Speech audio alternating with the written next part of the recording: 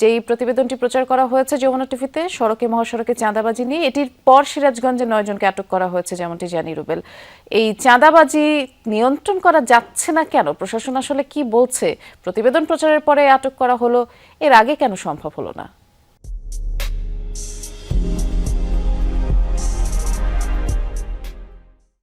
বৃষ্টি আসলে এটা একটা চলমান প্রক্রিয়া ছিল। মূলত চাঁদাবাজটা ছিল সেই দীর্ঘদিনের চলমান প্রক্রিয়া।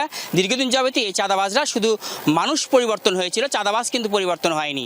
সেই চাঁদাবাজি যেটা ছিল সেটা কিন্তু আসলে বন্ধ করতে যমুনা টেলিভিশনের যে বিশেষ আজকের যে আয়োজনটি অনুষ্ঠানটি চলছে, তারপরে কিন্তু আসলে টনক নড়ে গেছে প্রশাসনের, যে কারণে কিন্তু প্রশাসন আজকে যে চিত্রটি দেখছেন ঠিক এমন চিত্র কিন্তু স্বাভাবিক ছিল না মহাসড়কে। এখানে কিন্তু একদম হরহামেশে প্রকাশ্যে চলতো চাঁদাবাজি, সমস্ত মানুষের উপর নির্যাতন। যদি চাঁদা দিত সেই চাঁদাবাজরা অনেক সময় নির্যাতন করতো চালকদেরকে, যে কারণে বাধ্য হয়ে একসময় চাঁদা দিতে হতো এবং চাঁদা দিতে বাধ্য হতো এখানকার চালকরা এবং চাঁদাবাজরা ঠিকমতো তারা চাঁদা নিত। কিন্তু সেই চিত্রটা কিন্তু একটু পুরোটাই চেঞ্জ। আপনি দেখতে পারবেন সেই মহাসড়ক এখন অনেকটাই নীরব, কারণ সকাল থেকে প্রশাসনে চলছে চুলচেরা একদম সেই অভিযান, যে অভিযানের মধ্যে দিয়ে ইতিমধ্যে সকাল থেকেই 9 জনকে আটক করেছে জেলা প্রশাসকের নির্দেশে।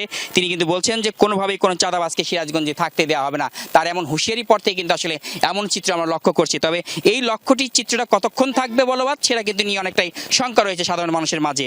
কিন্তু একসময় যে সমস্ত রাস্তাগুলোতে যেভাবে চাঁদাবাজিগুলো হতো, বিশেষ করে পণ্যবাহী গাড়ি থেকে, যাত্রীবাহী গাড়ি থেকে, সিএনজিগুলো থেকে, অটোরিকশাগুলো থেকে, সেগুলো কিন্তু যেমন আজকে বন্ধ হয়েছে, তখন অনেকটাই স্বস্তি ফিরেছে সেই চালকদের মাঝে এবং মানুষও কিন্তু অনেকটাই স্বস্তির মধ্যে ফিরে এসেছেন। তারা বলছেন যে এটা কতক্ষণ মাত্র বলবৎ থাকবে, সেটিকে বলবৎ রাখতে হলে প্রশাসনের যে ভূমিকা আজকে দেখছে সেই ভূমিকাটি কিন্তু আসলে তাদের সার্বক্ষণিক রাখতে হবে।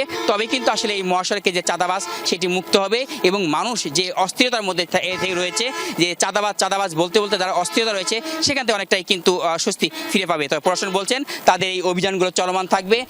সামনে যেহেতু ঈদ রয়েছে, ঈদের পরেও একইভাবে তারা এই অভিযানগুলো চালাবেন। যদি অভিযানগুলো বলবৎ থাকে তাহলে কিন্তু অবশ্যই সিরাজগঞ্জে অনেকটাই চাঁদাবাজ মুক্ত হবে, এমনটাই কিন্তু মনে করছে এখানকার সাধারণ মানুষ। বৃষ্টি, অনেক ধন্যবাদ বিস্তারিত করে জানাচ্ছিলেন রুবেল।